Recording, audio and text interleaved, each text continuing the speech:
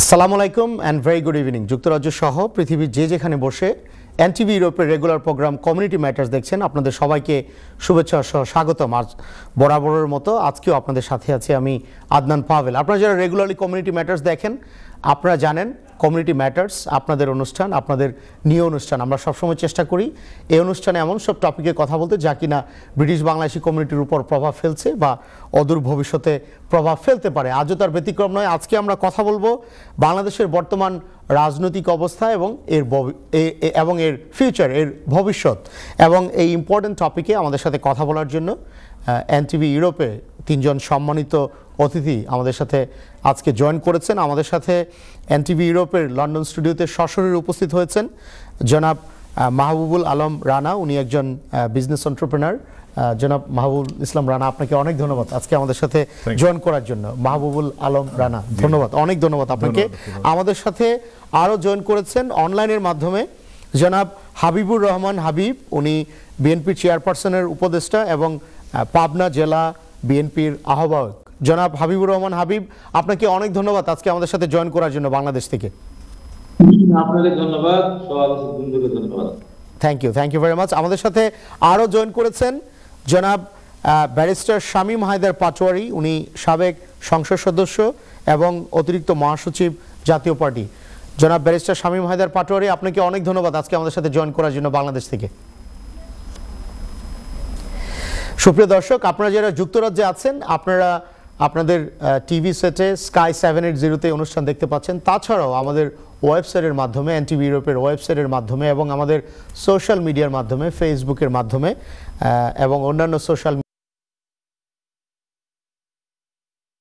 যদি কোনো প্রশ্ন থাকে, কোনো ওপিনিয়ন থাকে আপনারা আমাদেরকে জানাবেন। আমরা চেষ্টা করব আমাদের সংক্ষিপ্ত সময়ের মাঝে আমরা যেন আপনাদের প্রশ্নগুলোর উত্তর দিতে পারি। আজকের আমাদের বিষয়বস্তু হচ্ছে বাংলাদেশের বর্তমান রাজনৈতিক অবস্থা এবং এর ভবিষ্যৎ। এই টপিক রিলেটেড কোনো প্রশ্ন থাকলে আমাদেরকে জানাবেন। আমি প্রথমেই চলে যাব জনাব হাবিবুর রহমান হাবিব, আমি আপনার কাছে চলে যাব। আপনি বিএনপি চেয়ারপারসনের উপদেষ্টা। আপনি যদি বলতেন যে আমরা জানি যে রিসেন্টলি বাংলাদেশে বেশ কিছু রিফর্ম সাজেস্ট করা হয়েছে। আমরা জানি যে ইন্টারিম গভর্নমেন্ট বেশ কিছু রিফর্ম কমিটি করেছে। ওনারা বাংলাদেশের কনস্টিটিউশন রিলেটেড, বাংলাদেশের ইলেকশন কমিশন রিলেটেড, বাংলাদেশের পার্লামেন্ট রিলেটেড বেশ কিছু রেকমেন্ডেশন নিয়ে এসেছে। আপনি যদি খুব সংক্ষেপে আপনার ওপিনিয়ন, আপনার অভিমত জানাতেন এইসব সংস্কারের ব্যাপারে, পার্টিকুলারলি বাংলাদেশের সংসদের যেসব সংস্কারগুলো প্রস্তাব করা হয়েছে ডক্টর আলী রেজার মাধ্যমে, ওনার যে কমিটি, ওনারা যেই আপনার রেকমেন্ড করেছে সেটার ব্যাপারে আপনার কি অভিমত? জনাব হাবিবুর রহমান হাবিব।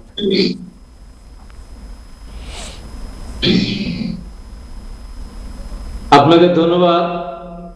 আপনার মাধ্যমে এনটিভির দর্শক শ্রোতা বিভিন্ন দেশ থেকে যারা দেখছেন তাদেরকে সালাম, বিজ্ঞ দুজন আলোচককে শুভেচ্ছা। আমি আপনার প্রশ্নের উত্তরে স্পষ্ট করে বলতে চাই যে এই যে আলিয়াস সাহেব যে প্রস্তাবগুলো নিয়ে আসছেন, কয়েকটি প্রস্তাব আমি একেবারেই উড়িয়ে দিতে চাই। যে গণপ্রজাতন্ত্রী বাংলাদেশের কাছে গণপ্রজাতন্ত্রী বাংলাদেশ লাগিয়ে দুইটা অক্ষর সংযুক্ত করে এই যে কোটি কোটি টাকা অপব্যয় হবে, সমস্ত জায়গা থেকে গণপ্রজাতন্ত্রী বাংলাদেশের পরিবর্তে জনগণপ্রজাতন্ত্রী লিখতে হবে। আপনার যে প্যাট করা আছে, যে পাসপোর্ট আছে, যে আরো যেগুলো আছে, যারা পৃথিবীতে দরবারগুলি আছে, নতুন করে বাংলাদেশকে একটা করতে হবে, মানে পরিচয় করতে হবে। এটা খুব দরকার ছিল, সময় খুবই দরকার ছিল, মোটেই দরকার ছিল না। এরকম সংসদের মেয়াদ বিভিন্ন জায়গাতে 4 বছর। বাংলাদেশে এমন অর্থনৈতিক সক্ষমতা আমরা দেখলাম যে হঠাৎ করে 5 বছরের কাছে 4 বছর নিয়ে আসতে হবে, এর কোন যুক্তি আছে?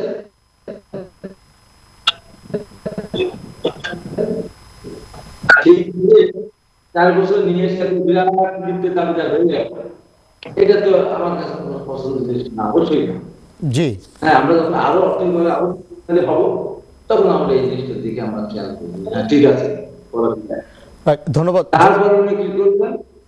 জনাব হাবিবুর রহমান শেষ হাবিব, করতে আপনি চান না? বলছিলেন যে সংসদের যে আপনার টেনিউরটা, এই যে আগে ছিল 5 বছর, সেটা রেকমেন্ড করা হয়েছে 4 বছর, এটা নিয়ে আপনার কনসার্ন। এখানে যে আরেকটা প্রস্তাবনা এসেছে যে বাই ক্যামেরাল লেজিসলেচার, যেটা আপার চেম্বার লোয়ার চেম্বার, সেটার ব্যাপারে আপনার কি কমেন্ট? আমাকে শেষ করতে দেন, আমার কথা তো শেষ হয়নি। জি জি বলুন। আমাদের উপস্থাপন করি। আমরাই তো 23 সালে আমরা একটি স্থাপন প্রণয়ন করেছি, ক্ষমতায় গেলে আমরা সেগুলো বাস্তবায়ন করবো। তার ভিতরে আমাদের আপার চেম্বার লোয়ার চেম্বার ছিল, আমরা বলেছিলাম কোন পদ্ধতিটা হবে সেই ব্যাপারে আমরা পরিষ্কার ব্যাখ্যা আমরা দিই, কিন্তু আমরা বলেছি আপার লোয়ার সমাজের কথা আমরা বলেছি। এটা থাকলো, এটা কিভাবে নির্বাচিত হবে? অদ্ভুত একটা জিনিস নিয়ে আসে। অদ্ভুত কি, যে যারা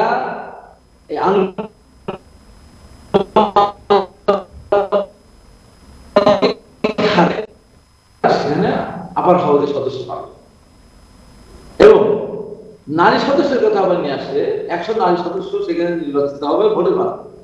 তাই সীমানা নির্ধারণ কিভাবে করবেন? 300 এমপি 100 নারী, 3 জন, একজন নারী সদস্যের বিপক্ষে 3 জন পুরুষ।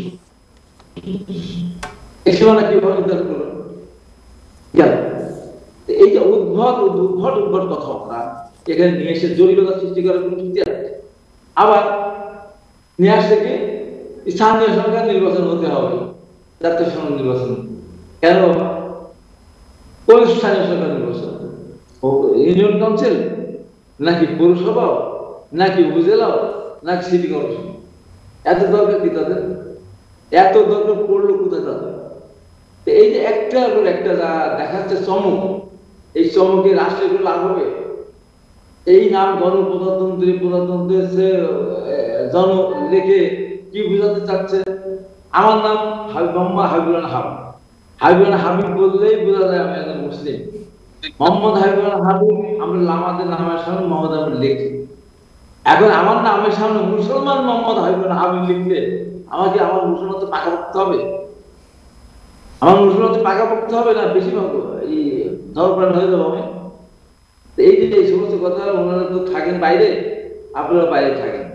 এখন থেকে বাংলাদেশ সংবিধান সংশোধন করার জন্য ওনারা দায়িত্ব পেয়েছে।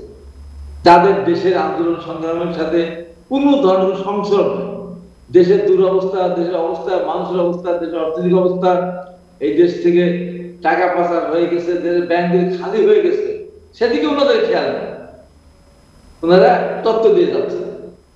এরকম অনেকগুলো জিনিস আছে যে জিনিসগুলি আমার কাছে মোটেই গ্রহণযোগ্য না। কিভাবে নারী সদস্য নির্বাচন করবেন আপনি বলেন? তার নারী ক্ষমতা কিভাবে করবেন? এই যে ইউনিয়ন কাউন্সিল নির্বাচনের সময় আমরা দেখি, পৌরসভায় আমরা দেখি, সিটিওর দেখি, 3 জন পুরুষ নির্বাচন করেন যে এলাকায়, একজন নারী সেখানে নির্বাচন করেন।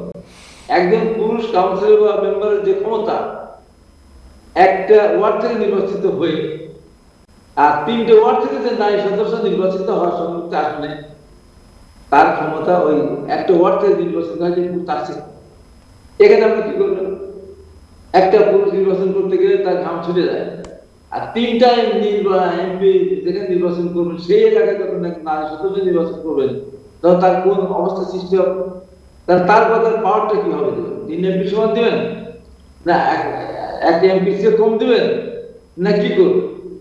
এই যে সমস্ত জিনিসগুলি এখানে বিভিন্ন মানে অতিরিক্ত বুদ্ধি হলে যা হয়।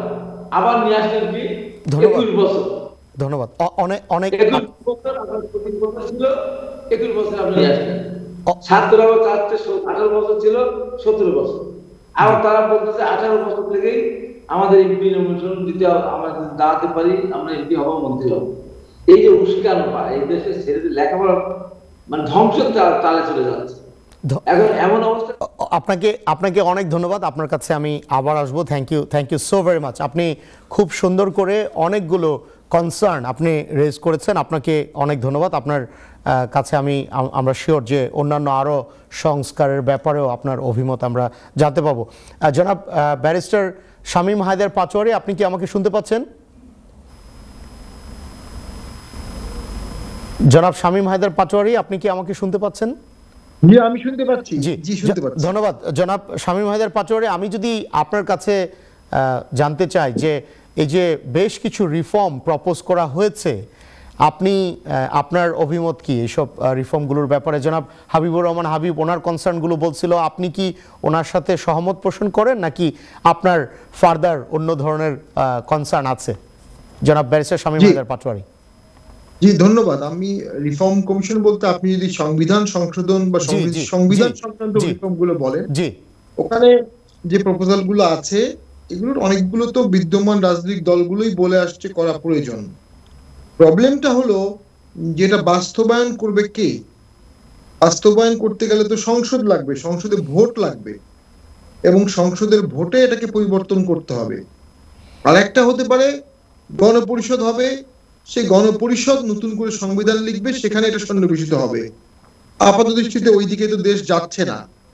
তাহলে যদি এটা পরবর্তী সংসদই করে, তাহলে যে রাজনৈতিক দলগুলো পরবর্তী সংসদে প্রতিনিধিত্ব করবে তাদের ঐক্যমত ছাড়া, তাদের কনসেন্ট ছাড়া, তাদের সমর্থন ছাড়া এটা একটা মেয়ার একাডেমিক পেপার ছাড়া কিছুই হবে না। এখানে 21 বছর বয়সে এমপি হতে কথা বলা হয়েছে, এটা প্রয়োজন ছিল কিনা এটা তো আমরা জানি না। আসলে ভোটার 17 বছর করা হয়েছে, এটা কোনোভাবে অ্যাকসেপ্টেবল না, কারণ ল ভোট লাগবে এবং সংসদের ভোটে এটাকে পরিবর্তন করতে হবে। আর একটা হতে পারে গণপরিষদ হবে, সেই গণপরিষদ নতুন করে সংবিধান লিখবে, সেখানে এটা সন্নিবেশিত হবে। আপাত দৃষ্টিতে ওইদিকে তো দেশ যাচ্ছে না। তাহলে যদি এটা পরবর্তী সংসদই করে, তাহলে যে রাজনৈতিক দলগুলো পরবর্তী সংসদে প্রতিনিধিত্ব করবে তাদের ঐক্যমত ছাড়া, তাদের কনসেন্ট ছাড়া, তাদের সমর্থন ছাড়া এটা একটা মেয়ার একাডেমিক পেপার ছাড়া কিছুই হবে না। এখানে 21 বছর বয়সে এমপি হতে কথা বলা হয়েছে, এটা প্রয়োজন ছিল কিনা এটা তো আমরা জানি না। আসলে ভোটার 17 বছর করা হয়েছে, এটা কোনোভাবে অ্যাকসেপ্টেবল না, কারণ লতে মেজর মাইনরের ডেফিনেশন আছে। সেই মেজর মাইনরের ডেফিনেশন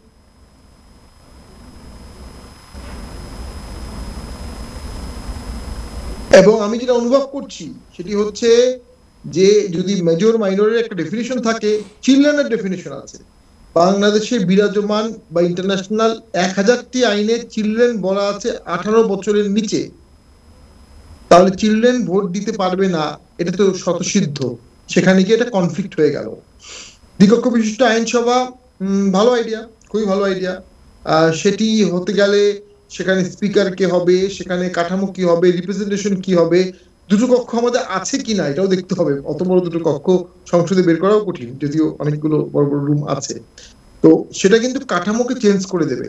যখন দ্বিকক্ষ বিশিষ্ট আমাদের আইনসভা হবে, তখন আর্টিকেল 65 থেকে অনওয়ার্ড যে আর্টিকেল গুলো আছে সেগুলো সব চেঞ্জ হবে। সেই চেঞ্জটা কিভাবে হবে? আর একটা হচ্ছে যে 15 অ্যামেন্ডমেন্ট নিয়ে সুপ্রিম কোর্ট যে রায় দিচ্ছে, সেই রায়টা যদি আমরা ইভেন্চুয়ালি বাস্তবায়ন করি, সেই রায়ে কেয়ারটেকার গভর্নমেন্টকে সম্পর্কে কি বলেছে, আর্টিকেল 58 ক্যাপিটাল এ সম্পর্কে কি বলেছে, এটা দেখার পরে আমরা বুঝতে পারবো। তার কারণ সেখানে কেয়ারটেকার গভর্নমেন্ট অটোমেটিক রিভাইভালের একটা কথা বলা হয়েছে বা হতে যাচ্ছে। যদি তাই হয়, তাহলে পূর্ববর্তী যে আর্টিকেল 58 ক্যাপিটাল এ ছিল সেটা কিন্তু সংবিধানে সন্নিবেশিত হওয়ার একটা আইনগত বাধ্যবাধকতা তৈরি হলো সকল সরকারের উপরে। কারণ law declared by high court division is binding upon all court and everybody. তো এটা একটা দিক আসবে। সবচেয়ে বড় কথা আরেকটা হচ্ছে, এর অনেকগুলো অনুচ্ছেদই যদি আমরা 15 অ্যামেন্ডমেন্টের আগেও চলে যাই, তাহলেও সে সময়ের আইন অনুযায়ী এর অনেকগুলো রেফারেন্ডাম প্রয়োজন হবে। সো আপাতত দৃষ্টিতে কাঠামো হচ্ছে, এটা আমি শেষ করে দিচ্ছি, যে একটি ইলেকশন হবে। আপাতত দৃষ্টিতে যা মনে হচ্ছে, সেই ইলেকশন গভর্নমেন্ট আসবে, গভর্নমেন্ট আসার পরে রেফারেন্ডাম এন্ড পার্লামেন্টারি অ্যামেন্ডমেন্টের মাধ্যমে এখান থেকে অনেকগুলো সংশোধনী নেবে। কোনটা কোনটা নিবে এটা তো সেই গভর্নমেন্ট বা সেই সময় পার্লামেন্টে যারা মেজরিটি থাকবে তাদের উপর নির্ভর করবে। তো কমিশন রিপোর্টটা হওয়া উচিত ছিল সকল রাজনীতির সাথে কথা বলে তাদের মতামত সম্বলিত একটি কমিশন রিপোর্ট। কমিশন রিপোর্টটা খুব একটা সকলের মতামত প্রতিফলিত হয়নি। রাইট, ধন্যবাদ, অনেক ধন্যবাদ ব্যারিস্টার শামীম হায়দার পাটোয়ারি, আপনাকে অনেক ধন্যবাদ। জনাব মাহবুবুল আলম রানা, আমি যদি আপনার কাছে আসি, আমরা তো যুক্তরাজ্যে আছি, যুক্তরাজ্যে তো ব্রিটিশ গভর্নমেন্ট প্রায়ই বলে যে ভোটিং এজ যেটা সেটা কমানো উচিত। এই বাংলাদেশের দুজন সিনিয়র রাজনৈতিক ব্যক্তিত্ব ওনারা বলছিল যে বাংলাদেশের প্রেক্ষাপটে যেই প্রপোজালগুলো প্রপোজ করা হয়েছে সেইগুলো আরো কনসালটেশনের দরকার ছিল এবং এটার ইমপ্লিমেন্টেশনটা কে করবে সেইখানেও কিন্তু একটা বড় ধরনের কনসার্ন ওনারা জানিয়েছে। আপনি কি মনে করেন আমরা বিলেতে যারা আছি আমাদের প্রেক্ষাপটে যেই প্রপোজালগুলো প্রপোজ করা হয়েছে বাংলাদেশের কনস্টিটিউশনাল রিফর্ম, যেটা অফকোর্স পার্লামেন্টের ব্যাপারে তো সেটা রিফ্লেকশন আছে, আপনি কি মনে করেন, আপনার কাছে কি মনে হয়? জি, ধন্যবাদ ডক্টর আদনান। একজন সিনিয়র ব্যবসায়ী হিসেবে, একজন প্রবাসী হিসেবে আপনার কি অভিমত?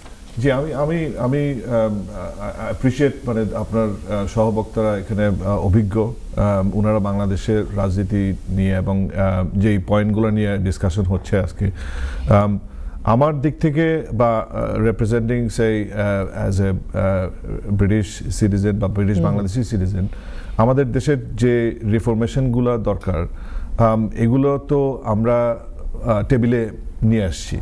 সো এখন পরবর্তী জিনিসটা হচ্ছে যে ইটস অ্যাবাউট ইউনিটি। তো এখানে একটা আমার কাছে যেটা মনে হয় যে মানে unity is a big thing to achieve. বাংলাদেশের রাজনীতি আপনার কাছে কি মনে হয়, এটা কি মিসিং রাইট নাও? এটা অনেক আগে থেকেই মিসিং, কারণ আমি বলবো আমার ক্ষুদ্র অভিজ্ঞতা থেকে বাংলাদেশের রাজনীতির প্রেক্ষাপটে যে আমাদের রাজনৈতিক দলগুলো আমরা বা আমাদের জনসাধারণের সাথে যেরকম সংযোগ, কমিউনিকেশন সবকিছুতেই আমাদের হয়তো কোথাও কোনো গ্যাপ ছিল, যার জন্য আজকে আমরা এই পজিশনে আছি, from taking Bangladesh independence into account. তো আমাদের রিফরমেশনের দরকারটা যেহেতু এখন এটা মানে ইমিনেন্ট হয়ে গেছে, এটা আমার মনে হয় যে কনসালটেশনের ডেফিনেটলি দরকার। আর কনসালটেশনের ব্যাপারে পরবর্তী স্টেপগুলো যেগুলো যে মনে করেন যে যারা অনেক সিনিয়র লেভেলে আছেন এবং কেয়ারটেকার গভর্নমেন্টের সাথে এগুলো কনসালটেশন করতেছে এবং getting other parties involved in party বলতে আমি বলতেছি যে আপনার স্টেক হোল্ডার্স, কারেক্ট। তো ওনাদেরকে একসাথে করা এবং ইটস এ বিগ অ্যাচিভমেন্ট। সেটা আমি বলতেছিলাম যে ইউনিটিটা is not a difficult thing, but এটা অ্যাচিভ করাটা আমাদের বাংলাদেশের প্রেক্ষাপটে ইজ ডিফিকাল্ট হলেও আমি তাও বলবো যে ইটস নট আনঅ্যাচিভেবল, বিকজ আমরা বাংলাদেশ নতুন বাংলাদেশ গড়ার শপথ নিয়েছি এবং সেই সুবাদেই কিন্তু আপনার যেরকম তরুণ তরুণীদের কথা বলা হয়েছে যে 60% তরুণ তরুণী and young generation is a big factor. আমাদের এই যে পরবর্তী জেনারেশন যে বলেন বা রিফরমেশনের যে ইমপ্লিমেন্টেশনগুলো হবে এগুলোই তো মানে আমাদের হ্যান্ড ওভার করতে হবে বা ট্রানজিশন করতে হবে টু দোজ ইয়াং জেনারেশন বা জেনারেশন নেক্সট জেনারেশন। কারণ আমাদের এখানে যে মুরব্বী আছেন বা এক্সপিরিয়েন্স আছেন যারা, ওনারা দেখবেন যে হ্যাঁ ঠিক আছে, গতানুগতিক স্টাইলে যে একটা জিনিস চলে আসছে আমাদের হওয়া উচিত না। আমার মনে হয় যে এগুলো অ্যানালাইজ করে দেখা উচিত যে আমাদের নিজস্ব যে বাংলাদেশের ভিতরে যেই আমাদের যেই জিনিসগুলো দরকার, আমাদের দেশ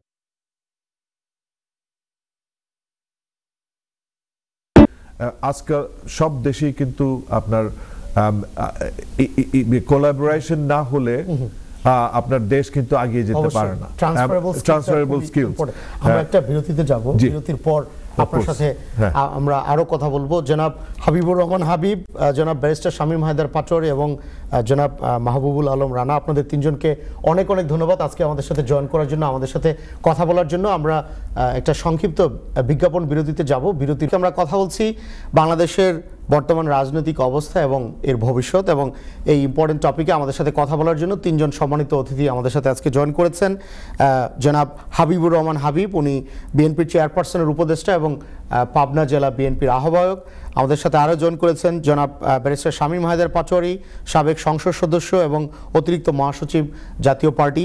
আমাদের সাথে এনটিভি ইউরোপের লন্ডন স্টুডিওতে সরাসরি জয়েন করেছেন জনাব মাহবুবুল আলম রানা, উনি বিশিষ্ট ব্যবসায়ী, উনি he is based in UK, also in Bangladesh. আপনাদের তিনজনকে অনেক অনেক ধন্যবাদ। আমরা বিরতিতে যাওয়ার আগে আমরা কথা বলছিলাম যে প্রপোজ যে রিফর্ম বাংলাদেশের, পার্টিকুলারলি কনস্টিটিউশনাল রিফর্ম, সেগুলো নিয়ে পলিটিশিয়ানদের যে অভিমত তা নিয়ে আমাদের কথা হচ্ছিল। আমি যদি আপনার কাছে আসি প্রথমেই, জনাব মাহবুবুল আলম রানা, আমি প্রথমে যদি আপনার কাছে আসি, সেটা হচ্ছে যে এই যে আপনি বলছিলেন যে আমাদের সোসাইটিতে, বাংলাদেশের সোসাইটিতে যে পলিটিক্যাল আপনার একজন আরেকজনের প্রতি যে একটা ইউনিটি, একটা এই যে ফেলো ফিলিং, এই জিনিসটা কম। আমরা রিসেন্টলি দেখতে পাচ্ছি বিভিন্ন জায়গায় যে আপনার বিভিন্ন ফ্র্যাকশনে এই যে টলারেন্সটা মনে হচ্ছে কি চলে গিয়েছে কিনা, এই যে ফেলো ফিলিং, একজন আরেকজনের প্রতি শ্রদ্ধাবোধ, ভালোবাসা, এই জিনিসগুলো কি চলে যাচ্ছে কিনা, বা এই জিনিসগুলো কোথায় আপনার কাছে কি মনে হয়? আমার অভিজ্ঞতা, আমরা কি এরকম একটা সমাজ গঠন করতে পারি কিনা যে সবাইকে নিয়ে একটা ইনক্লুসিভ পোলারিস্টিক সোসাইটি? আপনার কাছে কি মনে হয়? আপনি কি হোপফুল নাকি? আমি অবশ্যই হোপফুল, আশাবাদী। এবং এটার হচ্ছে আসলে কারণটা হচ্ছে কি, যখন একটা দেশ এরকম আপনার গত 15-16 ইয়ার্সের যে একটা মনে করেন যে ফেজ তৈরি হয়েছে বাংলাদেশের মানুষের, আপনার মানুষ অভ্যাসের দাস, যার জন্য মানে মানুষ হয়তো সামাজিকভাবেও এই জিনিসগুলো যারা হয়তো করতে পারেনি তারাও এটা মানে অ্যাকসেপ্ট করে নিয়েছে, যেটা হয়তো মানে অ্যাগ্রি টু ডিসএগ্রি। তো এখন এটা ডেফিনেটলি এগিয়ে নেওয়া যাবে। আমাদের সমাজ তো আমরাই ঠিক করতে হবে, আমাদের সামাজিক ব্যবস্থা বা আমাদের একটা সৌহার্দ্য, আমাদের যে আমাদের প্রতিবেশী বা আমাদের বিভিন্ন রকম আমাদের রিলিজিয়ন, সবকিছুই মিলেই তো আমাদের সমাজ। তো আমাদের সমাজকে অবশ্যই সম্ভব। এটার জন্য আমাদের করতে হবে যেটা হচ্ছে যে মানে ঐক্যবদ্ধ এই জিনিসটা আমাদের আনতে হবে যে আমরা বাংলাদেশী, আমরা বাংলাদেশকে ভালোবাসি এবং আমাদের মাতৃভূমিকে আমরা ভালোবাসি, আমরা মাতৃভূমিকে আমরা সুন্দর করে গড়তে চাই। আমরা তো এই আশা নিয়ে সবাইকে নিয়েই গড়তে হবে। সবাই প্রতিবেশী, যেটাই বলতেছিলাম যে আমরা তো সবাই একে অপরের জন্য করা উচিত, এবং এটা হচ্ছে এক ধরনের ইবাদত, এবং এর জন্য আমরা পিছু থাকা ছোট ক্ষুদ্র ক্ষুদ্র জিনিসেও কিন্তু আমরা অনেক কিছু চেঞ্জ আনতে পারি এই দেশে। সো আমার দিক থেকে ডেফিনেটলি এটা সম্ভব।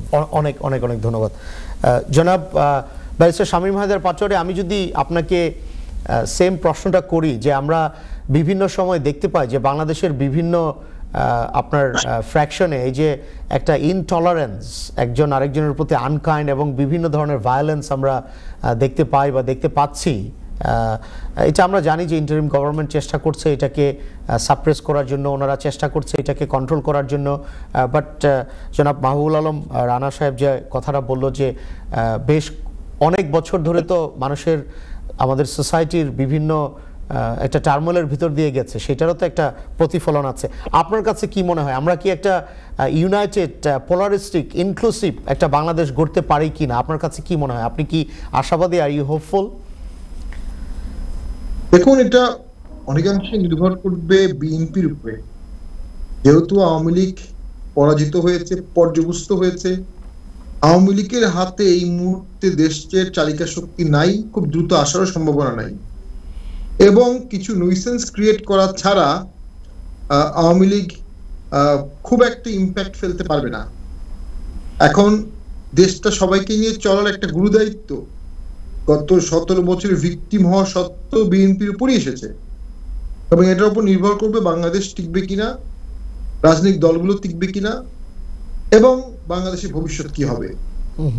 বিএনপি যদি অন্তর্ভুক্তিমূলক সরকার, অন্তর্ভুক্তিমূলক দেশ করতে পারে, দেশটা টিকে যাবে। কোনো কারণে যদি বিএনপি সেখানে ভুল করে বা সফল না হয়, দেশে বিভিন্ন উগ্রবাদ রাইজ করতে পারে। এদেশে আমরা অনুভব করছি বিভিন্ন রিজিয়নের এক্সট্রিমিজম এখানে ইম্পোর্ট করানোর চেষ্টা হচ্ছে, ট্রান্সপোর্ট করার চেষ্টা করা হচ্ছে, এক্সপেরিমেন্ট করা হচ্ছে, ট্রায়াল অ্যান্ড এরর বেসিসে দেশ চালানো হচ্ছে। এটি খুবই ভয়ঙ্কর, খুবই ঝুঁকিপূর্ণ, খুবই ডেঞ্জারাস। হ্যাভিলি ডেন্সড একটা কান্ট্রি বাংলাদেশ, এবং ছোট্ট একটি দেশ। এই বিপুল পরিমাণ লোক দারিদ্র্যসীমার নিচে বাস করে, প্রায় 4-5 কোটি লোক অতি দরিদ্র বা দরিদ্রসীমার নিচে বাস করে। সামান্য ইকোনমিক ক্রাইসিস হবে, আরো 1 কোটি লোক যোগ হবে। আরেকটি ইকোনমিক ক্রাইসিস হবে, দুর্ভিক্ষ হবে। আরেকটি ইকোনমিক ক্রাইসিস হবে, মানুষ না খেয়ে মারা যাওয়া শুরু করবে। একদম সিম্পল অঙ্কের মতো। সেখানে যদি বিএনপি সকলকে সাথে নিয়ে সামনের নির্বাচনে একটি সরকার গঠন করতে পারে যেখানে সকলের কম বেশি অংশগ্রহণ থাকে, তাহলে দেশটি সার্ভাইভ হবে। দেশ গঠন করতে সবাইকেই লাগবে। আমি একটা খুব হাস্যকর চুক্তি দিই, এটা হচ্ছে দোকানপাট এবং রেস্টুরেন্টের কেনা বেচা কমে গেছে, কারণ আওয়ামী লীগের লোকজনরা ন্যাচারালি বিগত সময় তাদের অপকর্মের কারণে ফ্রিলি খাওয়া দাওয়া করতে পারছে না, খাওয়াতে পারছে না, মুভমেন্ট করতে পারছে না। জিডিপি এবং ইকোনমিক যে বুদবুদ সৃষ্টি করা, সেই বুদবুদটা সৃষ্টি হচ্ছে না। সেক্ষেত্রে যারা চিহ্নিত তাদের শাস্তি হবে, তাদের জেল হবে, ফাঁসি হবে। আর যারা নির্দোষ তারা যেন অর্থনৈতিক কর্মকাণ্ড করতে পারে, তারা যেন মব জাস্টিসের শিকার না হয়, তারা যেন রাজনীতি করতে পারে, তারা যেন অর্থনীতিতে কন্ট্রিবিউট করতে পারে, কর দিতে পারে। আওয়ামী লীগ খারাপ, কিন্তু আওয়ামী লীগের লোক যদি কর দিতে না পারে তাহলে দেশের ক্ষতি হবে। সেইটার জন্য বিএনপিকে বুকে পাথর চেপে কষ্ট সহ্য করে দেশের স্বার্থে অন্তর্ভুক্তি করতে হবে। ধন্যবাদ, অনেক অনেক ধন্যবাদ জনাব ব্যারিস্টার শামীম হায়দার পাটোয়ারী। আমাদের অনেক ফোন কল ওয়েট করছে, আমরা একটা ফোন কল নিয়ে নেব। কলার, আসসালামু আলাইকুম, আপনার পরিচয় দিয়ে আপনার প্রশ্নটি করুন। হ্যালো, আসসালামু আলাইকুম। শফিকুল আলম কুরাইশ, আমি বান্ডি থেকে বলতেছি। শুনতেছেন ভাইয়া? শফিকুল ভাই আসসালামু আলাইকুম, শুনতে পাচ্ছি, আপনার প্রশ্নটি করুন। আমার প্রশ্ন হলো, স্বাধীনতার পর আমরা বাঙালি সবাই মিলে আমাদের প্রেসিডেন্টের পালাইছেন নাম দিছি বঙ্গভবন, আমরা জাতির নামে। এখন যেও রাষ্ট্রপতি এই বঙ্গভবনের 4টা দেওয়াল হলো রাষ্ট্রপতি, কিন্তু আমরা সংবিধান সংস্কার করা, সংবিধান গড়ে উঠে, সংবিধান সেকেন্ড বলতে, কিন্তু সাবজেক্টটাকে আপনি কোনটার উপরে আপনার উদ্যোগে আপনি সংবিধান চেঞ্জ করবেন, আপনার ও সাবজেক্ট লাগে। তো এটা বঙ্গবন্ধু 75 সালে ধন্যবাদ, অনেক অনেক ধন্যবাদ আপনাকে। আপনি আমাদের অনুষ্ঠান দেখার জন্য, এনটিভি দেখার জন্য অনেক ধন্যবাদ। আপনি, আমাদের সময় খুব সংক্ষিপ্ত, তো আপনি যদি আমাকে প্রশ্ন করতেন খুব ভালো হতো। আপনি কমেন্ট করছেন, এটা আমার সময় খুব সংক্ষিপ্ত, তো আমার অতিথিকে যারা আছে সম্মানিত অতিথি ওনাদেরকেও তো আমার সময় দিতে হবে। But thank you very much for your phone call, thank you for watching NTV, thank you for watching community matters. আপনাকে অনেক ধন্যবাদ। জনাব হাবিবুর রহমান হাবিব, আমি যদি আপনার কাছে ফেরত আসি, জনাব হাবিবুর রহমান হাবিব, আপনি কি আমাকে শুনতে পাচ্ছেন?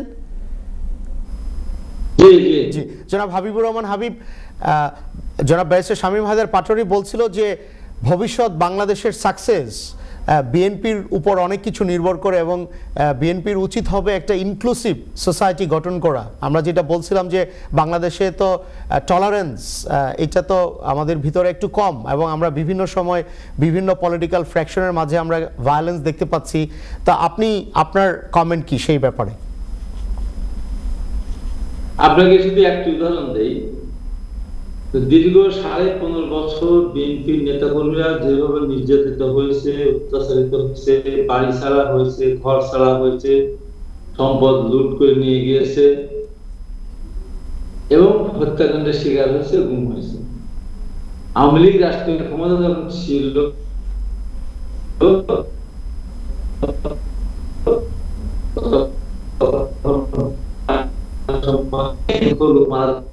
রাস্তায় লাশ হয়ে থাকবে, রক্তগঙ্গা বয়ে যাবে।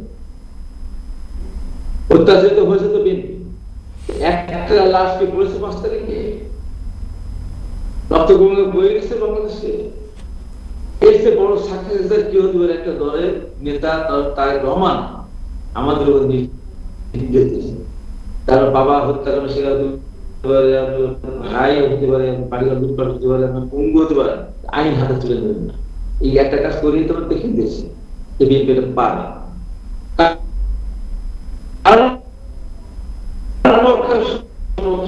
ইতিহাস এত চেষ্টা হওয়ার পরে বিএনপি কিছু পাথর চাপাতে এখন পর্যন্ত ধৈর্য হয়ে আছে। পাড়ায় পাড়ায় যেভাবে আওয়ামী লীগ নেতারা আমাদের উপর অত্যাচার হয়েছিল, আমার নিজের এলাকা থেকে অস্ত্র দিয়ে দিয়েছিল, বাড়িতে ঢোকার পর্যন্ত এরকম অস্ত্র ছিল, আমি ঢুকতে পারতো না। তারা আমাদের সঙ্গে ঘুরে বেড়াচ্ছে, কিচ্ছু বলছে না। এই যে অবস্থা, তার কারণে আমাদের দল প্রশাসন আগেই করেছে। আমরা 31 দফা দিয়েছিলাম তখন সমস্ত বিরোধী রাজনৈতিক দলগুলি, সরকার সমস্ত দল বাদে আমরা সেখানে পরিষ্কার আমাদের বক্তব্য দেওয়া আছে যে আমরা আগামীতে ক্ষমতায় গেলে আমরা প্রধানমন্ত্রীর পদপদবী হতে পারবে না, প্রধানমন্ত্রী রাষ্ট্রপতির ক্ষমতা ভারসাম্য রক্ষা করা হবে, নিরপেক্ষ তত্ত্বাবধায়ক সরকারের মাধ্যমে নির্বাচন অনুষ্ঠিত করা হবে। তার মানে কি? তার মানে ভালো কাজ না করলে পরবর্তী সময় সংসদ থাকবে না, সংসদ থেকে পদত্যাগ করে নির্বাচন করতে হবে, নির্বাচনটা হবে নিরপেক্ষ সরকার উঠে, তাহলে ভালো কাজ অটোমেটিক্যালি তাকে করতে হবে। ইনক্লুসিভ সবাইকে নিয়ে, এবং আমাদের দলের ঘোষণা আছে আন্দোলনরত যে সমস্ত দলগুলি রাজপথে ছিল তারা অনেকগুলি দল আছে, খুবই ক্ষুদ্র ক্ষুদ্র, তাদের এককভাবে একা নির্বাচিত হয়ে আসাও সম্ভব না। আমরা তাদের ব্যাপারেও আমাদের মনোভাব স্পষ্ট, তাদেরকে আমরা আমাদের দল থেকে নমিনেশন থেকে না দিয়ে তাদেরকে সাপোর্ট দিয়ে আমরা তাদের নির্বাচিত করে আনবো, এবং সরকার গঠন করলে তাদেরকে মন্ত্রিত্ব দিয়ে তাদের সাথে আমরা সরকার গঠন করব এবং সবাইকে মিলেই আমরা সরকার গঠন করবো। তার মানে মন থেকে যেটা বলছে সেটা হলো যে দেশটাকে সামনের দিকে এগিয়ে নেওয়ার জন্য যে পদক্ষেপ নেওয়া দরকার সেই পদক্ষেপ বিএনপি নিবে। এই জন্য আমি আশাবাদী, যেহেতু বড় দল অনেক বেশি, এবং বিএনপির নেতা জনাব তারেক রহমান ইতিমধ্যে দায়িত্বশীলতার পরিচয় দিয়ে চলেছেন প্রত্যেকটা ক্ষেত্রে। আপনাকে অনেক ধন্যবাদ। বাংলাদেশের অন্যতম রাজনৈতিক দল বিএনপির একজন সিনিয়র নেতা আমাদেরকে এনশিওর করেছে যে ভবিষ্যতের বাংলাদেশটা যেন সবাইকে নিয়ে হয়, ওনারা সেই দিকেই ওনারা কাজ করছে। আমি আপনার কাছে ইকোনমি একটা বড় ফ্যাক্টর, যেটা নিয়ে ব্যারিস্টার শামীম হায়দার পাটোয়ারী সাহেব অলরেডি উনি ওনার কমেন্ট করেছে।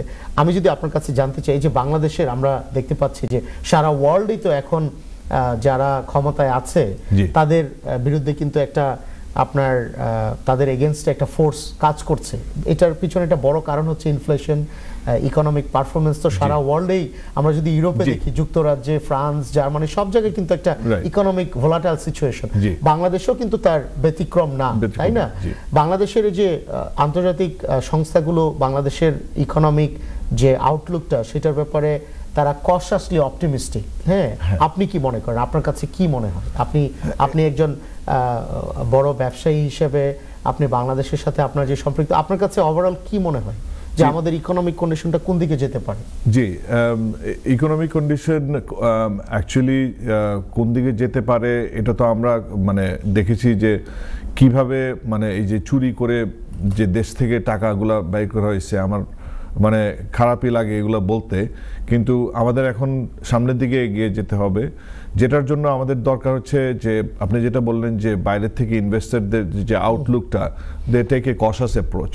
তো এই কশাস অ্যাপ্রোচটার জন্য আমাদের কমিউনিকেশন দরকার, যে আমরা দেশে কি করছি, উইচ ইজ অ্যাবাউট আমরা রিফরমেশন করতেছি, আমরা looking into opportunities for Bangladesh to be connected to the global world, যে আপনার এটা এক্সপোর্ট জোন হোক আর আপনার ইম্পোর্ট হোক, সেগুলো তো আপনার অপরচুনিটি করতে হবে। আর বাংলাদেশে অনেক ডায়াসপোরা বিদেশে আছে যারা আপনার অনেক ট্যালেন্টেড, এবং ওই ডক্টর, ইঞ্জিনিয়ার, প্রফেশনালস, বিজনেসম্যান সবাই কিন্তু কশাস অ্যাপ্রোচ নেয় যখন আমরা দেশের কথা চিন্তা করি।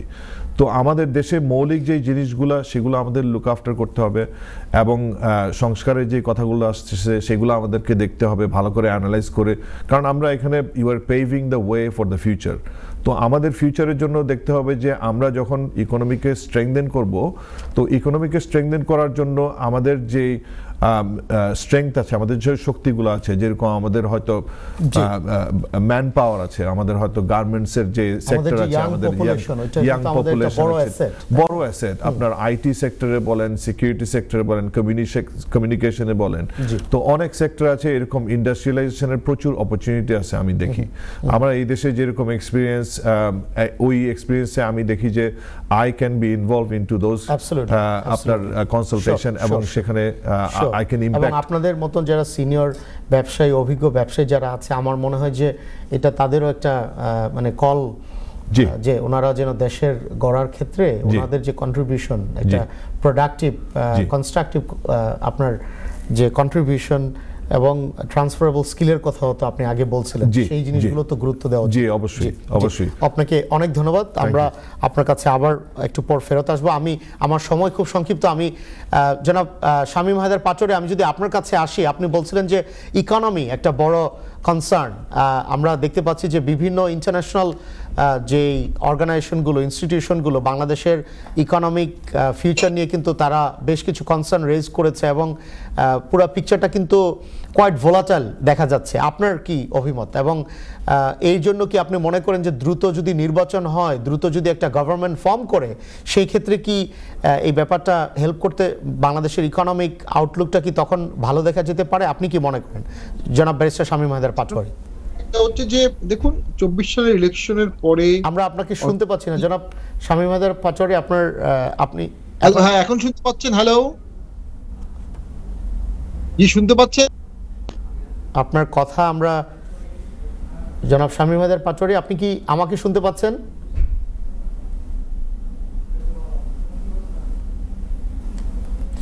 হ্যালো, শুনতে আমাকে? জি জি আমি শুনতে পাচ্ছি, এখন বলুন, আপনার কথা শুনতে পাচ্ছি, বলুন। 24 সালের ভোটের পরে বা আগেও আমরা কিন্তু ইন্টারনালি জানতাম যে বাংলাদেশ সর্বোচ্চ 1 থেকে 1.5 বছর টিকতে পারবে, অর্থনৈতিক যে অবস্থা ছিল। তো সেখানে এখন ইউনিস গভর্নমেন্ট আসার পরে রিজার্ভের শার্প ফল, মানে একদম দ্রুত ফল হওয়াটা ঠেকাতে পেরেছে, কিন্তু ফলটা কিন্তু এখনো ঠেকাতে পারেনি। এই ক্ষেত্রে আমাদের আশীর্বাদ হচ্ছে রেমিটেন্স। কৃষিরা প্রচুর টাকা পাঠাচ্ছে, এফডিআই থেকে আমাদের রেমিটেন্স বেশি। আইএমএফ আমাদের সারা বছরে যে টাকা দেবে, বিদেশে আমাদের রেমিটেন্স যোদ্ধারা 2 মাসে তার থেকে বেশি টাকা দেয়। সেটাই একমাত্র আশার রে। আভ্যন্তরীণভাবে দেশে নতুন জব ক্রিয়েশন হবে, নতুন করে ইন্ডাস্ট্রিয়ালাইজেশন হবে, নতুন করে ইনভেস্ট হবে, এফডিআই হবে। একটা বিপ্লব বা আন্দোলন পরবর্তী দেশে এটা কখনো হয় না। হয় কখন? যখন সরকারের একটা বড় মেয়াদ থাকে। 5 বছর ইলেকশন করলে যেটি হবে, আমি শেষ করে দিচ্ছি, ইলেকশন করলে দেশ সরকার একটা 5 বছর মেয়াদ পাবে, তখন ইনভেস্টররা একটা টেকসই গভর্নমেন্ট পাবে, ইনভেস্ট করবে। ধন্যবাদ। এটি ছাড়া অর্থনীতি আর কোনো বিকল্প আছে বলে মনে হয়? ধন্যবাদ জনাব ব্যারিস্টার শামীম হায়দার পাটোয়ারী, আপনাকে অনেক ধন্যবাদ। জনাব হাবিবুর রহমান হাবিব, আমি যদি আপনার কাছে ফেরত আসি খুব সংক্ষেপে, আমাদের সময় খুবই সংক্ষিপ্ত। জনাব ব্যারিস্টার শামীম হায়দার পাটোয়ারী এবং জনাব মাহবুল আলম রানা, ওনারা দুজনেই বলছিল যে যদি বাংলাদেশে লং টার্ম একটা গভর্নমেন্ট থাকে, তখন যারা ইনভেস্টর আছে তারা একটা কনফিডেন্স পায়। আপনি কি মনে করেন যে দ্রুত যদি নির্বাচন হয়, সেই ক্ষেত্রে বাংলাদেশের ইকোনমিক যে আউটলুকটা একটু ভোলাটাইল, সেই ক্ষেত্রে ইমপ্রুভ হবে? আপনার কাছে কি মনে হয় জনাব হাবিবুর রহমান হাবিব? এটা তো খুবই স্বাভাবিক। এখন একটা সরকার আছে, সরকার কতদিন থাকবে তার তো কোনো মেয়াদ নির্দিষ্ট নেই। 1 বছর, ট্রেনে চলে 1.5 বছর। এখন ইনভেস্টররা কি কোন বিশ্বাসে তারা আসবে? এই জন্য একটা দ্রুত নির্বাচন হয়ে গেলে, একটা সরকার গঠন হয়ে গেলে তার 5 বছরের জন্য হবে বাংলাদেশ সংবিধান মোতাবেক, তাহলে বিদেশি ইনভেস্টর ইন্টারেস্টেড হবে, তারা সেখানে নিশ্চয়তা পাবে, তারা বিশ্বাস পাবে। অতএব নির্বাচিত সরকার খুব তাড়াতাড়ি হলে ইনভেস্টমেন্ট বেশি হবে, অর্থনীতি দ্রুত এগিয়ে যাবে। ধন্যবাদ। আর যে কথা বললেন বাংলাদেশের চুরিটা যে বন্ধ হয়, যে চুরি করে বাংলাদেশের যে চুরি করে দেশের টাকা বিদেশে পাঠিয়ে দেওয়া হচ্ছে, আমাদের রেমিটেন্স যোদ্ধারা টাকা পাঠায়, আমাদেরকে ডলার পাঠায়, রেমিটেন্স পাঠায়, আর এখান থেকে বিগত 15.5 বছরে 27 লক্ষ কোটি টাকা। অনেক ধন্যবাদ জনাব হাবিবুর রহমান হাবিব, অনেক ধন্যবাদ আপনাকে, অনেক ধন্যবাদ। আমাদের সময় খুবই সংক্ষিপ্ত। আমি জনাব হাবিবুর রহমান হাবিব, আপনার ফাইনাল কমেন্ট, আপনি 30 সেকেন্ডে আপনার ফাইনাল কমেন্ট যদি বলেন আমাদের দর্শকদের উদ্দেশ্যে। জনাব হাবিবুর রহমান হাবিব, আপনি বিএনপির চেয়ারপারসনের উপদেষ্টা এবং আপনি পাবনা বিএনপির আহ্বায়ক। জনাব হাবিবুর রহমান হাবিব। না, এটা তো খুবই পরিষ্কার, একটা নির্বাচন হতে হবে। এই নির্বাচনকে নিয়ে নানান ধরনের কথাবার্তা, আমরা নির্বাচন চাইবে, এটা তো স্বাভাবিক, কিন্তু এটাকে নিয়ে কটাক্ষ করা হচ্ছে। নির্বাচন চাইলে মনে হচ্ছে এটা পাপ, নির্বাচন চাইলে মনে হচ্ছে মানে বেনি রাজাকার, কিন্তু বাস্তবতা তা না। এটা একটা নির্বাচনের জন্যই দীর্ঘদিন আমরা ফাইট করেছি। বিগত সরকার নির্বাচন দিত না বলেই তারা এই ধরনের অপকর্ম করতে পেরেছে, চুরি করেছে। তারা মনে করেছিল মানুষের সমর্থন দরকার পড়বে না, তারা যা করবে তাতেই হবে, অতএব যেমন দেশ চালাবো। অতএব আমরা মনে করি একটা নির্বাচন যে হয়, পরবর্তী তত্ত্বাবধায়ক সরকারের নির্বাচন যে আমরা চেয়েছি, যেটা আমরা একটি দিয়েছিলাম, অবশ্যই দেশটা সামনের দিকে তখন এগিয়ে যাবে, বিদেশি ইনভেস্টররা আসবে এবং সামনের দিকে দুর্নীতিমুক্ত একটা বাংলাদেশ গড়ে তুলতে পারবো। ধন্যবাদ, অনেক ধন্যবাদ জনাব হাবিবুর রহমান হাবিব, আপনাকে অনেক অনেক ধন্যবাদ। জনাব ব্যারিস্টার শামীম হায়দার পাটোয়ারি, আপনার ফাইনাল কমেন্ট, আমাদের সময় খুবই সংক্ষিপ্ত।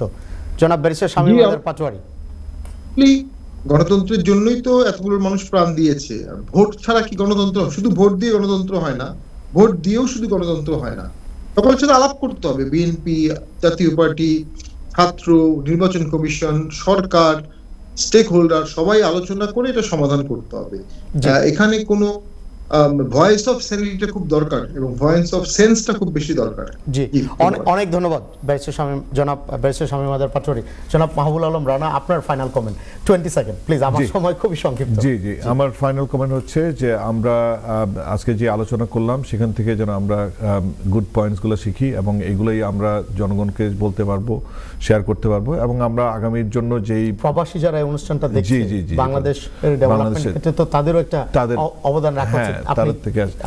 তারা চেয়ে আছে যে আমাদের জনাব তারেক রহমান যেরকম কনসালটেশন করছেন, 31 দফা দিয়েছেন এবং এগুলো ইমপ্লিমেন্টেশনের জন্য ইনশাল্লাহ আমাদের কাজ করে যেতে হবে এবং প্রবাসী যারা বড় ভূমিকা রাখা উচিত, অবশ্যই বড় ভূমিকা এবং রাখছে ওনারা। হ্যাঁ, অনেক ট্যালেন্ট আছে, আমরা ট্রান্সফারেবল করতে পারি দেশের উন্নতির জন্য। ধন্যবাদ, অনেক ধন্যবাদ আপনাদের তিনজনকে, অনেক ধন্যবাদ। সুপ্রিয় দর্শক, আজকে কমিউনিটি ম্যাটার্সে আমরা কথা বলছিলাম বাংলাদেশের বর্তমান রাজনৈতিক অবস্থা এবং বাংলাদেশের রাজনৈতিক পরিস্থিতির ভবিষ্যৎ। আপনাদের সাথে আবারও দেখা হবে, আবারও কথা হবে। সেই পর্যন্ত আপনারা ভালো থাকবেন, সুস্থ থাকবেন। Thank you and take care.